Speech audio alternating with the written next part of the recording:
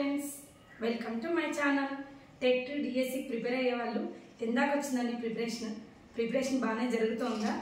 ఏం లేదండి, కొంతమంది డిఎస్సి ప్రిపేర్ అయ్యే వాళ్ళు హౌస్ వైఫ్స్ కావచ్చు, అన్మ్యారీడ్ కావచ్చు, కాన్సన్ట్రేషన్ అనేది ఫస్ట్ మెయిన్ రీజన్ అండి. మనం ఊరికే గంటలు చదువుతున్నాము అనే దానికంటే ఎంత కాన్సన్ట్రేట్ చేసి మనం చదివిన సబ్జెక్ట్ మన మైండ్కి ఎంతవరకు రీచ్ అయింది అనేది చాలా ఇంపార్టెంట్ అండి. అందుకు ఒక చిన్న చిట్కా ఏంటంటే, డైలీ కూడా మనం ఎప్పుడైతే మనకి కాన్సన్ట్రేషన్ కుదరట్లేదు అనుకుంటామో అప్పుడు జస్ట్ ఒక 5 minutes మెడిటేషన్ చేసి ఫస్ట్ మన మైండ్ అంతా కూడా రిలాక్స్గా పెట్టుకున్నాం అనుకోండి, అప్పుడు కాన్సన్ట్రేషన్ అనేది ఈజీగా వస్తుందండి. ఎందుకంటే ఇది ఆల్రెడీ నేను ఫాలో అయిన చిట్కా కాబట్టి మీతో షేర్ చేసుకుంటున్నాను. ఇంకొకటి, మనం ఎప్పుడూ కూడా పాజిటివ్ మైండ్తో ఉండాలండి. అంటే కొంతమందికి ఉంటుందన్నమాట, ఇంతమంది ఉన్నారు కదా కాంపిటీషను, నేను చదవగలనా, నాకు టైం సరిపోతుందా, నేను ఇప్పుడే ప్రిపరేషన్ స్టార్ట్ చేస్తున్నాను కదా అని ఇట్లా చాలా రకాల ఆలోచనలు ఉంటాయండి. ఫస్ట్ అవన్నీ కూడా పక్కన పెట్టేసేయండి. మన మైండ్ ఎంతైతే మనం పాజిటివ్గా పెట్టుకుంటామో మన అట్మాస్ఫియర్ కూడా అంతే పాజిటివ్గా పెట్టుకొని ఫస్ట్ రిలాక్స్గా ఉండి తర్వాత చదవడం అనేది స్టార్ట్ చేయండి. సో ఈరోజు నేను అన్మ్యారీడ్ అయితే ఎన్ని అవర్స్ చదువుతారు, ఎట్లా చదివితే సరిపోతుంది, మ్యారీడ్ అయిన వాళ్ళైతే ఎట్లా చదివితే సరిపోతుంది అనే టాపిక్ గురించి మీకు చెప్పబోతున్నానండి. సో అన్మ్యారీడ్ వాళ్ళకి మ్యారీడ్ వాళ్ళతో కంపేర్ చేస్తే కొద్దిగా రెస్పాన్సిబిలిటీస్ అయితే తక్కువ ఉంటాయండి.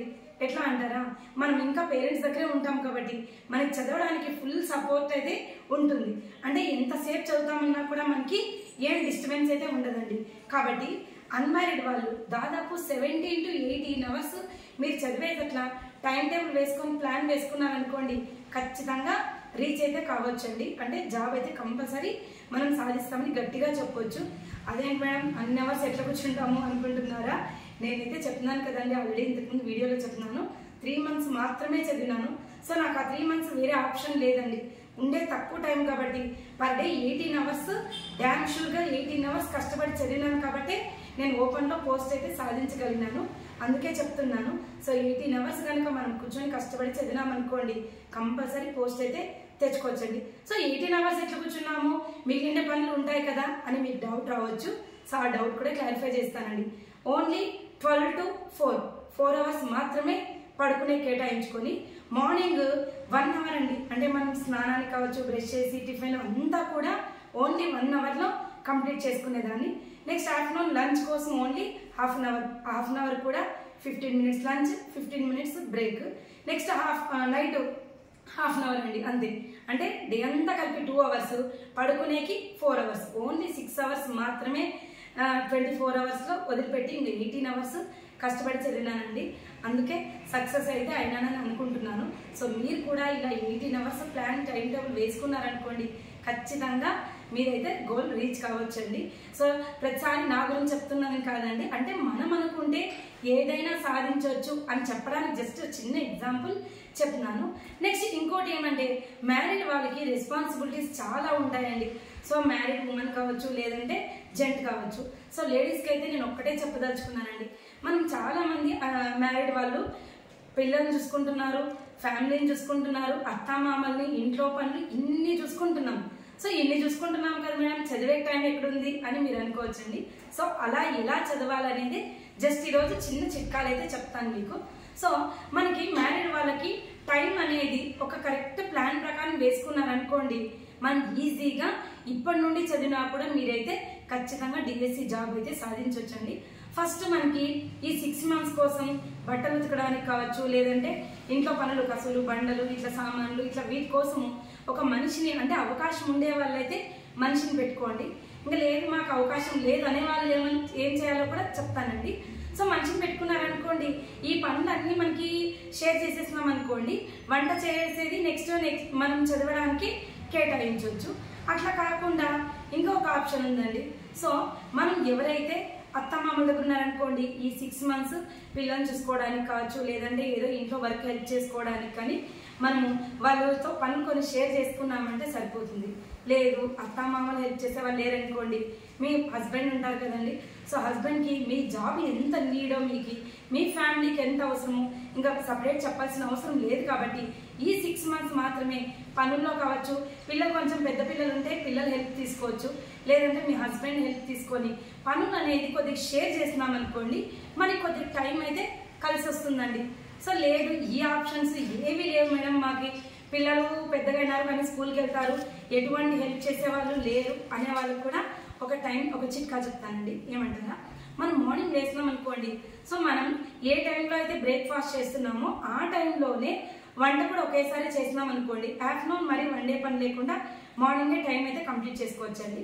నెక్స్ట్ ఇంకోటి, వంట చేస్తున్నప్పుడే పాత్రలు కడగడము, బండలు కడుక్కోవడం, ఇట్లా చిన్న చిన్న పనులు అన్నీ చేసేసుకున్నాం అనుకోండి, మెయిన్ టైం అండి. టైం పెట్టుకొని 2 అవర్స్లో మనం అన్ని పనులు కంప్లీట్ చేసుకోవాలా అని అనుకోని కంప్లీట్ చేసుకున్నాం అనుకోండి, ఈ పనులు అన్నీ కలిపి కూడా మనం 2 అవర్స్కి అయితే పనులన్నీ చేసేసుకోవచ్చండి. ఇంకోటి ఏమంటే, ఇన్ని పనులు చేసి ఇన్ని మేనేజ్ చేసేవాళ్ళం మనము చదివి జాబ్ తెచ్చుకోవాలి అనేది మనకు ఒక లెక్క చెప్పండి. సో మనం కష్టపడి మనం మామూలుగా పనులు అన్నీ అయిపోయిన తర్వాత కాన్సన్ట్రేట్గా కూర్చొని మిగిలిన పనులు అన్నీ చేస్తూ కూడా మనం చదివి జాబ్ అయితే తెచ్చుకోవచ్చండి. అదేంటి మేడం, మ్యారీడ్ వాళ్ళు అయితే గిన టైం తక్కువ ఉంటుంది, అన్మ్యారీడ్ వాళ్ళకి ఎక్కువ ఉంటుంది కదా, వాళ్ళతో పాటు మనం ఎట్లా సేమ్ చదివి తెచ్చుకోగలము అని డౌట్ అయితే వచ్చి ఉంటుంది కదండి. అది కూడా క్లారిఫై చేస్తానండి. ఏం లేదండి, మనం ఎంతైతే చదువుతున్నామో మనకి రివిజన్ కూడా అంతే ఇంపార్టెంట్ అండి. రివిజన్ లేకుండా ఊరికే చదువుకుంటూ పోయినామనుకోండి, సో మనకి రివిజన్ చదువుకుంటూ ఎన్నిసార్లు వెళ్ళినా కూడా మనకైతే రిజల్ట్స్ సరిగ్గా రావు. కాబట్టి మనం ఏం చేయాలంటే, మీరు పాత్రలు కడుగుతున్నప్పుడు కావచ్చు, వంట చేస్తున్నప్పుడు, లేదంటే బండలు కడుగుతున్నప్పుడు, ఈ టైంలో మనం చదివిన టాపిక్ని రివిజన్ చేసుకోండి. అంటే ఏదైతే మనం చదివినామో, ఫర్ ఎగ్జాంపుల్ మార్నింగ్ చేసుకుంటున్నాం అనుకోండి, నిన్న చదివినంతా కూడా ఒకసారి రీకాల్ చేసుకోండి. లేదు మనకి టైం కుదరలేదు, ఈవినింగ్ వర్క్ చేసుకుంటున్నాం అనుకోండి, మార్నింగ్ చదివిందంతా కూడా ఒకసారి, అంటే ఆ పనులు చేస్తున్నప్పుడు మన మైండ్ అయితే కూడా అంటే ఒక పని మీద కాన్సన్ట్రేషన్ చేయకోకుండా ఇట్లా చేస్తే మరి పని సరిగ్గా చేయలేమా, అవన్నీ కాదండి. పని చేస్తూ మనం ఎట్లయితే మాట్లాడుకుంటూ పని చేస్తామో, మనం చదివిండేది కూడా బయట గట్టిగా చెప్తూ రివిజన్ చేసుకుంటూ వర్క్ చేస్తున్నాం అనుకోండి, మనకి రివిజన్ అయిపోతుంది, పని కూడా కంప్లీట్ అవుతుందండి. అవేమి ఇట్లా చెప్తున్నారు, మీరు చెప్పడం ఈజీ మేడం, నేను చదివే వాళ్ళకి తెలుస్తుంది అనుకుంటున్నారా? ఇవన్నీ కూడా నేను ఆల్రెడీ ఓన్గా నేను ప్రాబ్లమ్స్ ఫేస్ చేసిండేటివే మీకు చెప్తున్నానండి. ఎందుకంటారా, 12 DSEకి నేను ఇంతకుముందు చదివినానని చెప్తున్నాను కదా, అప్పుడు నేను మార్నింగ్ టు ఈవినింగ్ డ్యూటీకి పోయొచ్చి ఇంట్లో పని చేసుకుంటూ కూడా టెట్లో 114 మార్క్స్ వచ్చినాయని చెప్తున్నాను కదండి.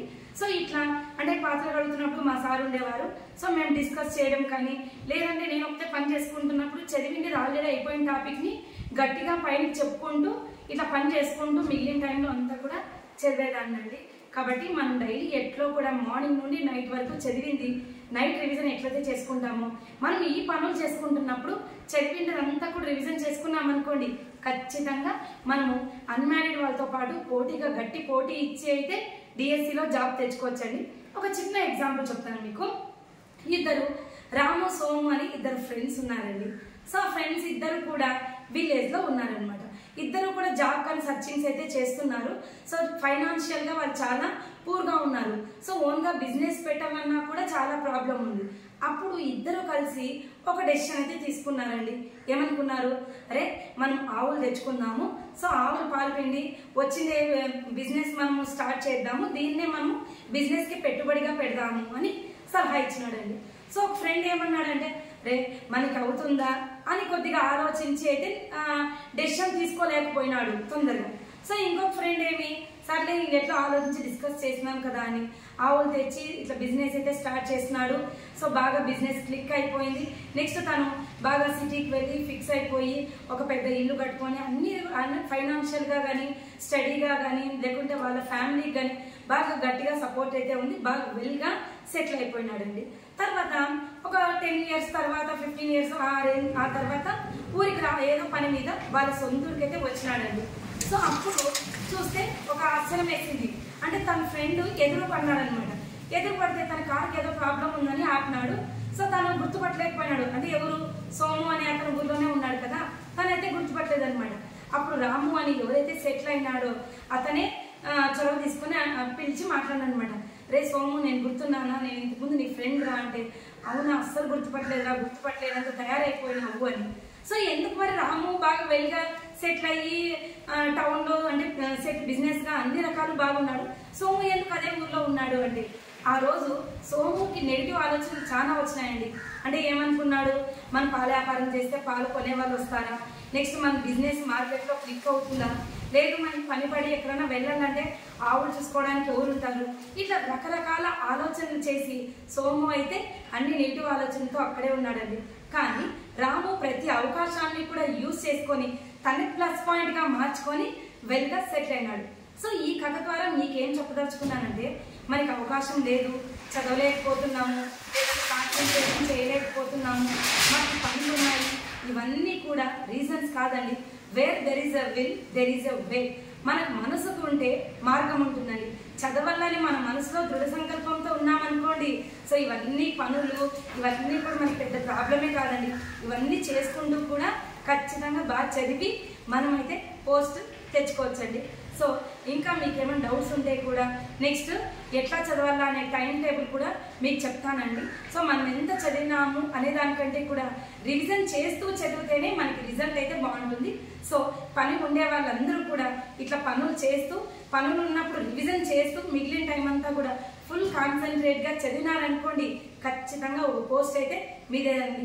మనం తలుచుకుంటే కానిదంటూ ఏది లేదండి.